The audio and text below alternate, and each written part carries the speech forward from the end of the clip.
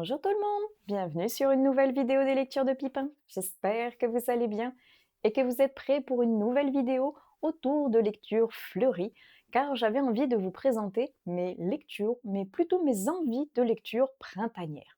Alors certes, je fais le Blossom Spring Challenge, donc il y a déjà pas mal de lectures à tendance fleurie, printanière et ensoleillée à l'intérieur. C'est pourquoi, pour ne pas faire de doublons, je vous inviterai à aller voir la vidéo qui sera quelque part dans le petit i juste ici et dans la barre d'infos, où je vous parlerai déjà donc de première lecture printanière pour ne pas faire trop redondant avec celle que vous verrez ici. Mais j'en ai marre de la grisaille, ça y est, j'en peux plus. Même si j'adore la pluie, là je pense que dans le sud on en a vu un petit peu trop, hein. Donc maintenant, ça y est, c'est bon, on a compris, les nappes phréatiques vont très bien. Merci de remettre le soleil et la chaleur, s'il vous plaît. Donc peut-être qu'avec ces lectures qui appellent le printemps, qui appellent les fleurs, le soleil et le retour de la chaleur, on va peut-être réussir à avoir une météo correcte. Alors, laissez-moi donc vous présenter les lectures qui me font envie pour ce printemps. Alors celle par laquelle on va commencer, c'est la seule que j'ai déjà lue, mais que j'avais très envie de vous présenter par ici parce qu'elle est fleurie. Elle sent bon la chaleur qui revient dans nos cœurs et dans notre saison. Et regardez comme il est beau, ce très joli livre, et il a un titre déjà fortement approprié. Parmi les fleurs bruissent les secrets. Et il a également un très joli jaspage approprié aussi. Il est de Adrienne Young, je l'ai donc lu et il est incroyable. Incroyable, certes plutôt côté estival que printanier, mais qu'importe. S'il peut faire revenir la chaleur et le soleil, on prend. Il est très chouette. Un mix entre des secrets familiaux et une bascule entre le présent et le passé, le tout dans une ferme florale. J'ai adoré. Très chouette. Franchement, lui, je vous le recommande si vous voulez passer un très bon moment de lecture ensoleillé et fleuri. Donc ça, comme je vous disais, c'est le seul que j'ai déjà lu que je vais vous présenter ici. Tout le reste, ce sont des livres qui me font fortement envie, tant en version papier que dématérialisée que audio. Il y en a pour toutes les versions et tous les goûts. Je vais commencer par celle que j'ai en version papier juste à côté de moi, et le reste, ce sera donc en version incrustation dans l'écran, parce que je ne les ai pas encore sous la main. Le premier, c'est certes une couverture assez sombre, mais fleurie, donc ça me donne envie. Il est tout petit, et j'ai très envie d'aller découvrir Sous un carré d'immortel de Nina Gorlier, et c'est publié chez le Chat Noir. Comme vous voyez, il est tout petit, et j'adore la couverture. Je la trouve très jolie, même l'arrière avec ses fleurs. C'est trop beau. J'ai très hâte. Oh, il y a même des petites fleurs en en-tête de chapitre. J'ai très hâte. Oh, et avec les pages aussi. Bref, il y a des fleurs partout et comme je vous disais, j'ai très hâte de découvrir ce que recèle ce petit roman. Bon, là, on passe sur un gros roman. C'est un tome 1 qui me fait envie depuis l'an dernier que je l'ai acheté. Je sais que le tome 2 est sorti cette année ou va pas tarder à sortir. J'ai un doute, mais je crois qu'il arrive au mois de mars dans tous les cas. Donc, le premier, c'est La fille aux dahlias. Le parfum des fleurs sauvages de Tessa Collins, publié chez Charleston. Et bon, si on enlève ce bandeau très pratique, mais qui sert juste à gâcher la très belle couverture, voilà, juste ça, ça me donne envie d'aller me plonger à l'intérieur, de voyager et de découvrir des senteurs florales. J'ai très envie de me plonger dans ce premier tome. Et comme je vous dis, je sais pas, j'ai un feeling qui fait que je sens que cette lecture va me plaire et que j'ai déjà envie d'aller presque acheter le tome 2 sans avoir mis un seul pied dans le tome 1. C'est assez rare, impulsif peut-être, mais je sens que je vais l'aimer. Je vais quand même attendre de lire un minimum de pages pour savoir si ça me plaît, que j'achète pas un tome 2 pour rien, mais en tout cas, celui-ci, franchement, il est très haut sur la liste des livres que j'ai envie de lire ce printemps.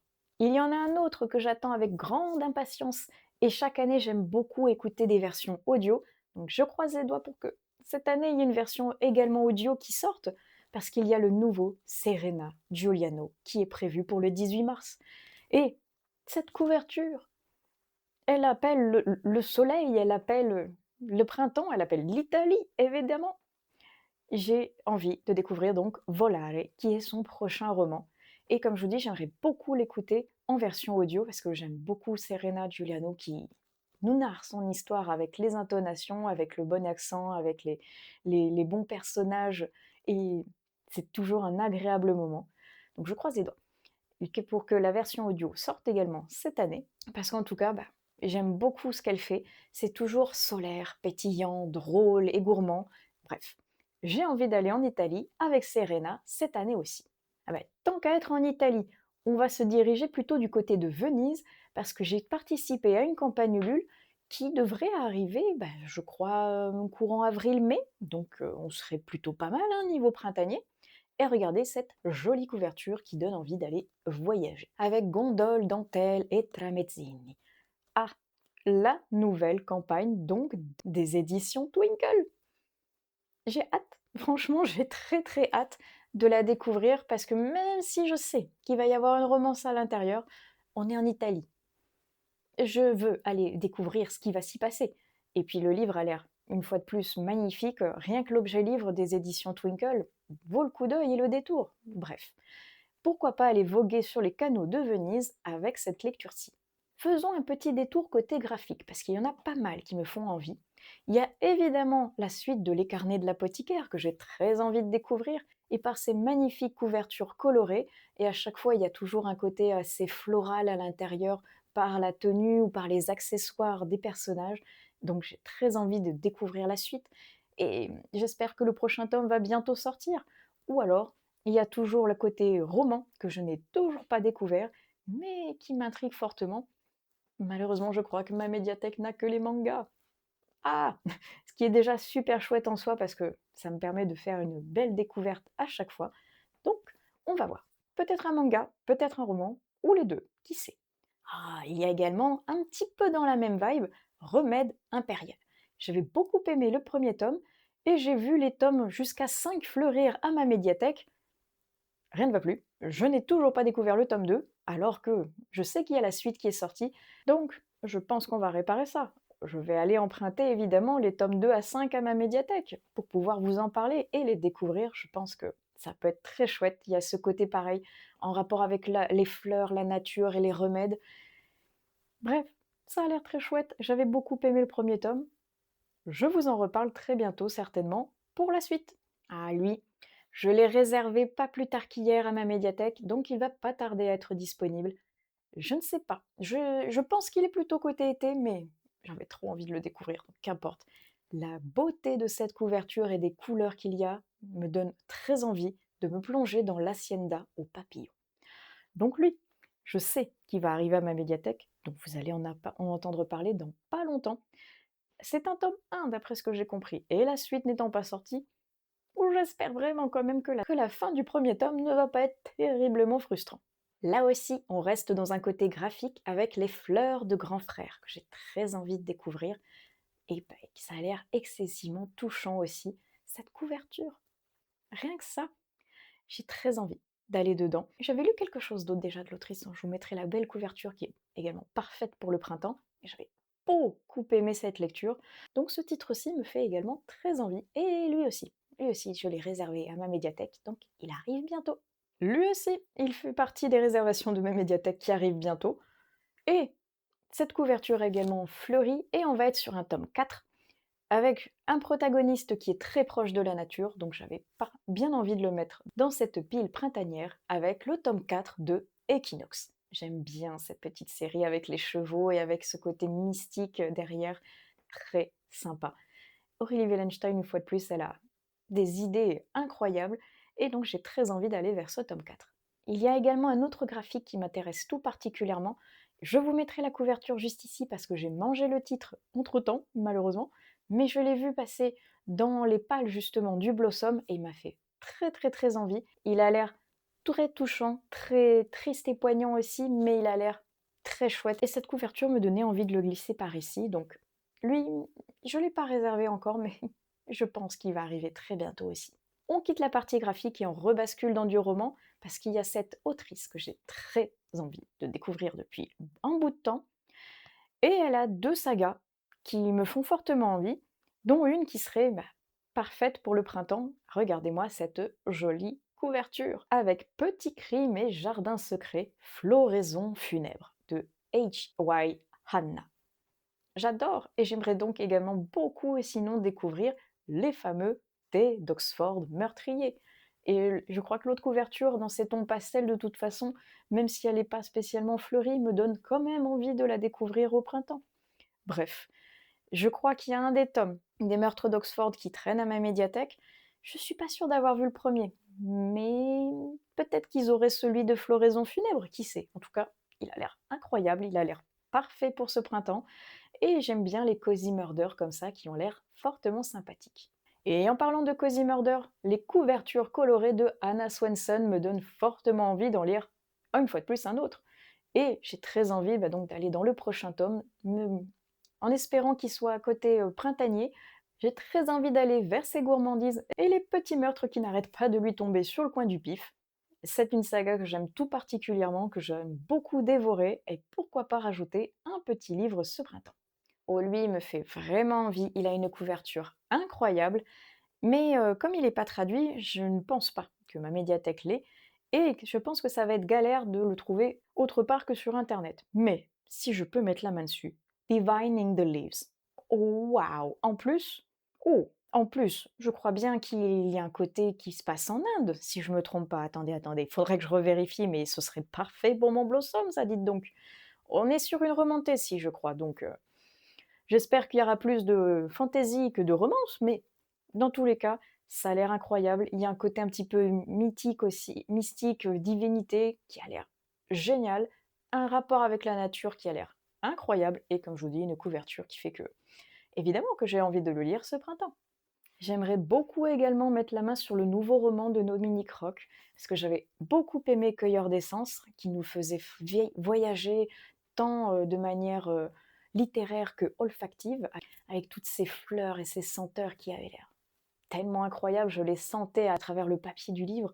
Et là, il a un roman qui traite non plus sur les essences, mais sur les arbres. Et je pense que ça va être tout aussi chouette que Cueilleur d'essence, et je pense qu'il serait également parfait pour ce côté un petit peu floral, nature, printanier. Et le côté essence florale, printanier et ce côté parfumerie aussi me donne fortement envie d'aller vers ce livre qui est dans ma wishlist et que je crois avoir vu aussi vers ma médiathèque, donc je vais aller fouiner un petit peu plus. Jean-Louis Fargeon, parfumeur de Marie-Antoinette. Et rien que cette couverture, voilà, il y a une fleur, il y a le mot parfum. Moi, il m'en faut pas plus, hein, franchement, c'est deux choses qui me passionnent. Bref, très envie de le découvrir et très curieuse également de voir ce qu'il pourrait donner. Ah oui, ici, je vous avouerai que j'hésite. J'ai très envie de découvrir la plume de Cristina Caboni qui, par la beauté et les couleurs vives de ses couvertures, me donne envie de tous les découvrir. Et je ne sais pas par lequel commencer. Donc n'hésitez pas à m'aiguiller au niveau des commentaires si vous en avez un qui sort du lot, que vous avez lu et que vous avez adoré, parce que j'aimerais beaucoup lire celui sur les parfums, celui sur les fleurs, celui sur le miel, bref. Elle en a plein qui ont l'air incroyables, même si celui sur le miel a l'air plutôt côté estival, mais qu'importe. Ça a l'air très chouette, j'aimerais beaucoup découvrir sa plume. Donc, si vous savez par lequel il est mieux de commencer, n'hésitez pas à me l'indiquer au niveau des commentaires. Il y en a deux que je remets constamment d'une pile printanière à une autre et que je n'arrive jamais à sortir parce que je n'ai pas le temps de tout lire évidemment. Mais cette année, je vais quand même essayer de les remettre pour étoffer une pile qui est déjà quand même très grande, même si là c'est une pile d'envie, c'est pas une pile que j'ai physiquement parlant. Mais pourquoi pas? Est-ce que j'aurai le temps cette année de découvrir enfin Fleur d'Oco? Et ou est-ce que je pourrai enfin sortir Kael de ma pile à lire? Parce que oui, Kael, je l'ai celui-là, c'est vrai, je l'ai juste oublié dans la bibliothèque qui est là-bas, donc je vous aurais fait un insert. Mais sa couverture est assez fleurie finalement, est assez touffue, est assez forestière, donc ça pourrait être pas mal du tout. Et Fleur d'Oco, rien que son nom, rien que les couvertures, ça a l'air génial et j'ai bien envie depuis un bon bout de temps déjà de découvrir cet univers, mais je n'ai jamais le temps d'aller vers ce titre malheureusement. Et pour conclure, je vois que j'ai oublié un petit manga. J'ai continue toujours ma relecture de la saga Fruits Basket, et comme chaque tome est coloré, ça me donne envie, là aussi, de piocher dedans, parce que ça me fait un arc-en-ciel littéraire, et les couleurs vives comme ça m'évoquent également le printemps. Donc j'ai très envie d'aller dedans. Je ne sais pas encore si j'en lirai un ou plusieurs, mais comme j'essaye de les terminer cette année, peut-être que je vais, pourquoi pas, les enchaîner parce qu'il ne me reste plus beaucoup. Et je pense qu'on a fait déjà le tour de pas mal de lectures qui me font envie. Je pense que si je creuse, hein, j'en ai toujours plus, hein, et j'ai évidemment, comme je vous disais, certaines lectures colorées comme Chromatopia ou Hayati qui sont déjà au niveau du Blossom. Je ne les avais pas spécialement remis ici pour pas que ça fasse non plus redondant et un copier-coller un peu du Blossom. Et je pense que si je creuse toujours plus, hein, au niveau des lectures, au niveau des listes de Babelio, Livre Addict ou autres, je pourrais en trouver beaucoup plus. Mais on va se calmer, hein.